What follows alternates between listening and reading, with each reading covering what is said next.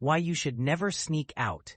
I cut. I don't know if this belongs here, but I need to put this somewhere before I lose my mind. This happened last night and I haven't slept. I'm 17. Last night around 1:15 a.m., my best friend texted me saying they were hanging out at the park behind our old middle school. We used to go there all the time as kids, and I was bored, so I figured why not. My parents were asleep, so I decided to sneak out.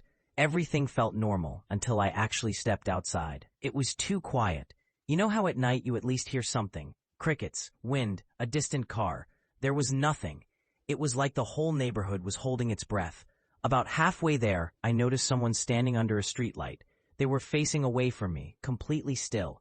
At first, I thought it was just some guy on his phone, but the longer I looked, the more wrong it felt. He didn't move, not an inch. I crossed the street to avoid him, and as soon as I did, I swear I saw his head turn slightly, like he was watching me without turning his body. I didn't look back. I just walked faster. When I got to the park, it was empty. No one was there. The swings were moving slowly, even though there was no wind.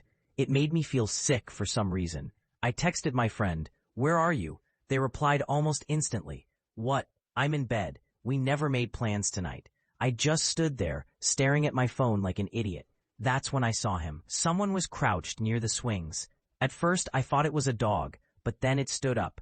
It was a man, tall, thin, moving like his joints didn't work right, and he was wearing a hoodie. My hoodie. The gray one I left on my desk before I left the house. I didn't think, I just ran. My chest felt like it was going to explode.